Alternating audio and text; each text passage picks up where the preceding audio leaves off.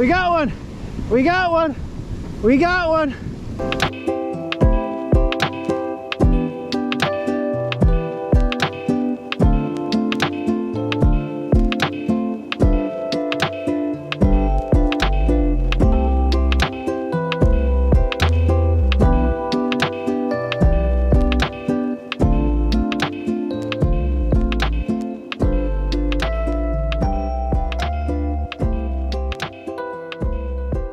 Welcome back to another episode. My name is Martin.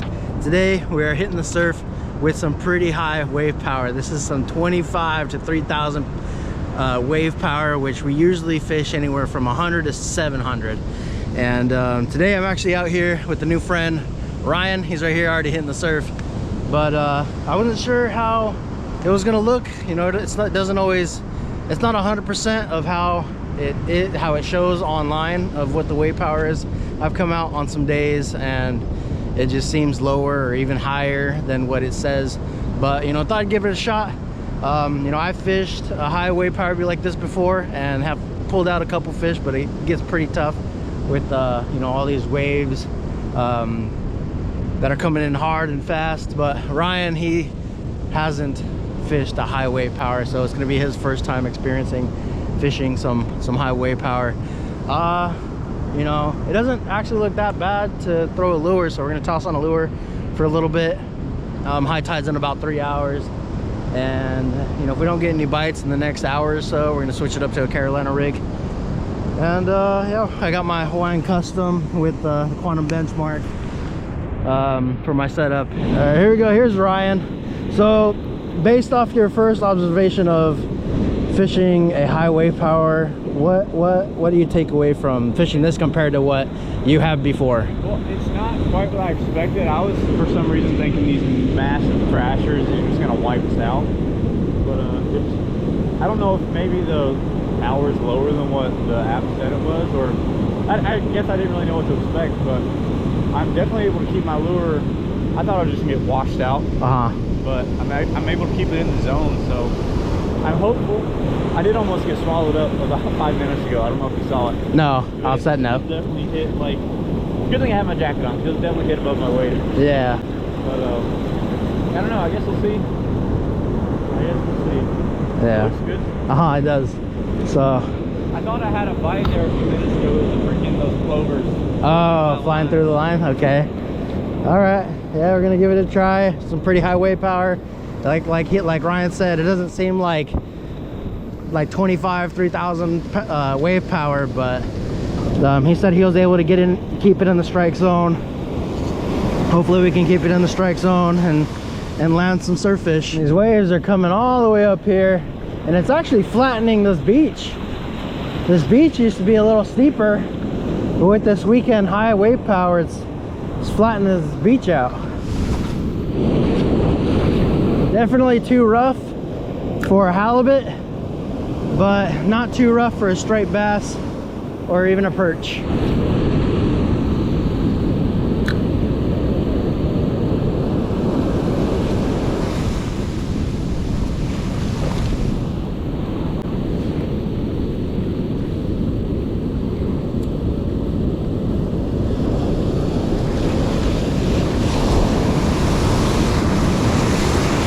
Oh, we got one.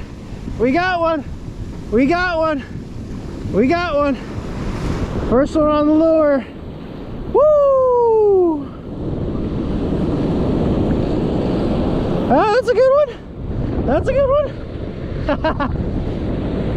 Yeah. That's a solid like 12 and a half. Sweet.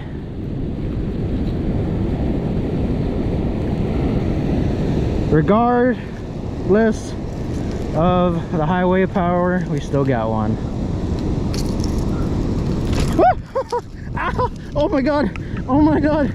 Oh my god! Oh, that almost went past the barb. Ooh! Ooh, you little sucker! He almost got me. Oh, I just had one. Oh.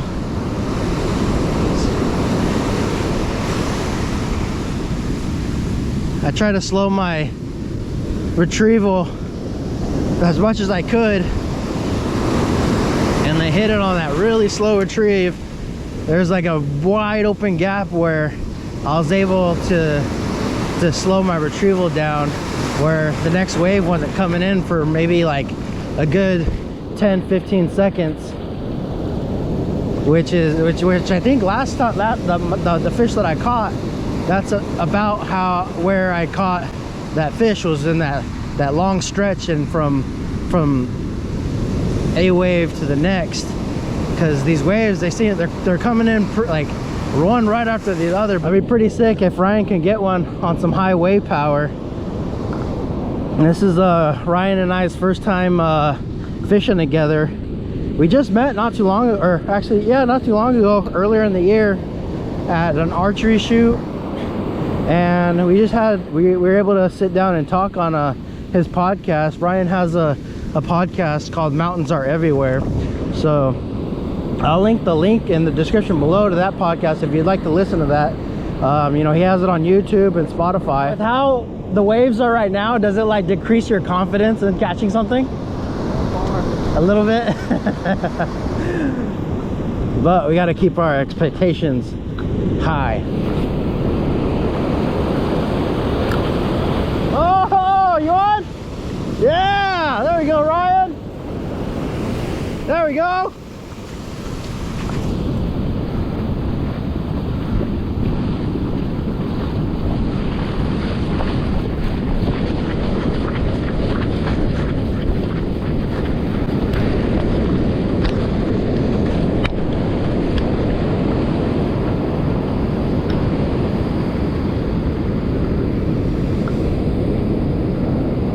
Nice. Huh? Woo! Yeah. It's another nice one though. First one on some. Switched to the anchovy because I've 3 years of surf fishing, I've never actually like thrown a lure off. But my leader came on, I guess, untied from my swivel. Freaking launched my little sardine into the ocean. Dang. You want them? Huh? You want them? We'll throw them in here, and if you want to, you want me to usually pull their gills out to bleed them? Yeah. It's up to you.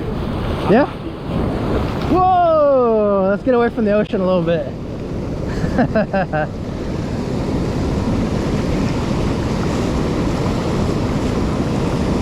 Hey, you got one on some high wave power. You could say that. But you know, the big difference on catching them, and you have to be careful a little bit. Oh yeah. Or a lot of it. Yeah, I'm guilty a lot of like I'll be fishing, but I'll have my head turned this way. Yeah. Like just now. Yeah, you just got a whale, just boom.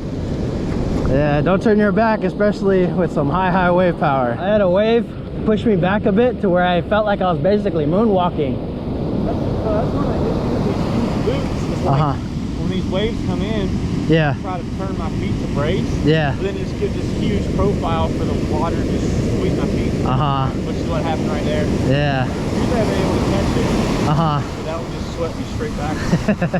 One thing that we got to be careful of is like after the waves come back, they'll bounce off little sand walls like that, creating speed to take you out from behind. So after every wave comes up, I try to look back just to make sure that I'm not going to get swept from behind.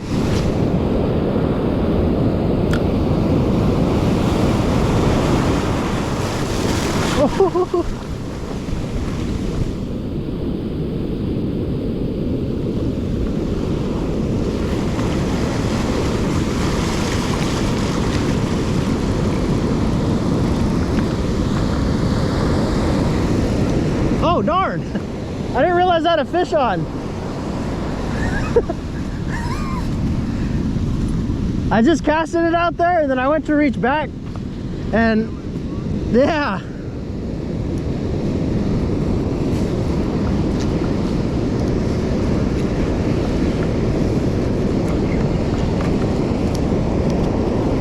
crazy.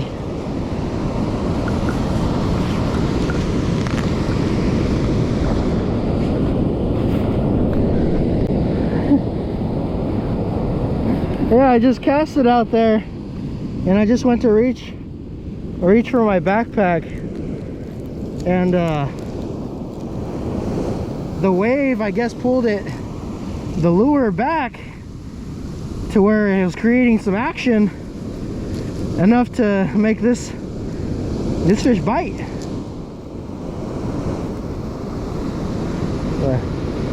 Beautiful barred surf perch.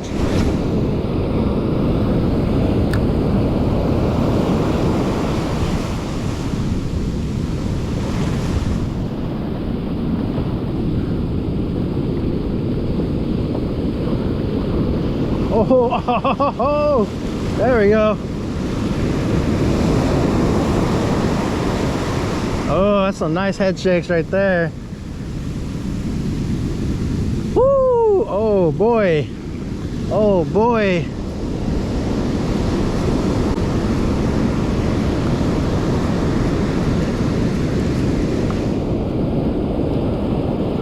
Yes, sir.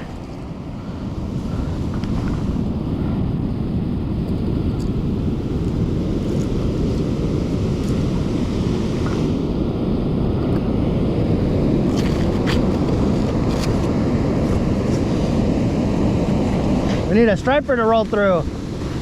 So we need a striper to roll through.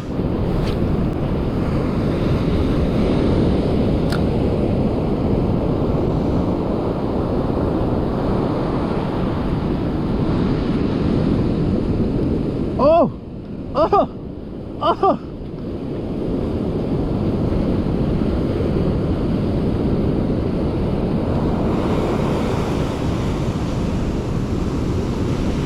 Nice fish, nice fish, nice fish, nice fish. Nice pumps. Nice pumps. Come on, bring it in with the wave, baby. Woo! Oh, that's a good perch. That's a good perch. Oh, that's a nice one. Healthy one. Woo, that's a 13 for sure.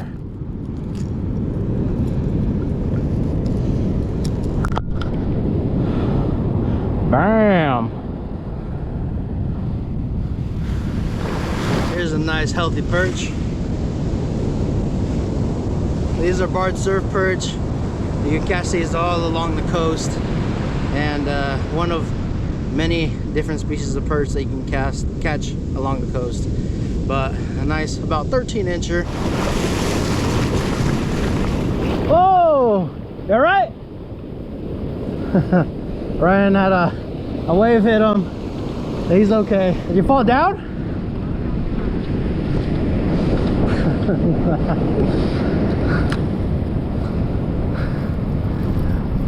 What'd you say? Did you fall to the ground or no? Oh yeah. Oh damn.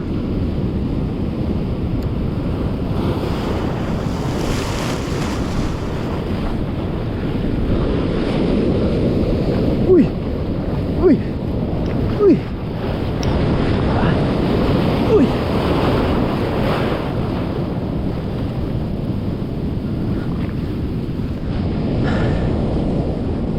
Damn, I had a good wave come in. I had to turn around and run.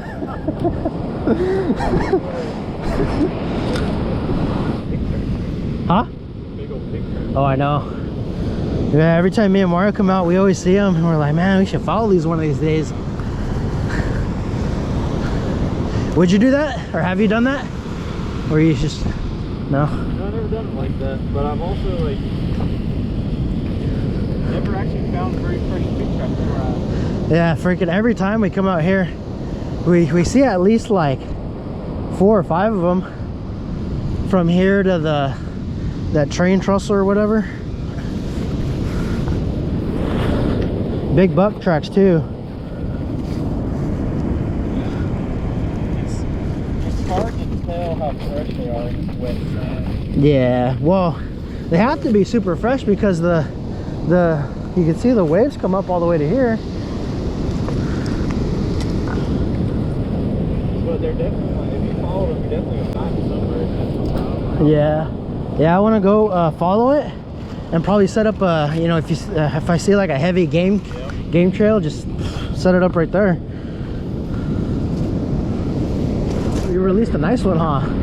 It was like a 13, 14 incher. I was gonna drop him in the bag, but he was hooked on all 3 trebles. And when I popped the second one, he shook. Popped the third one at the same time.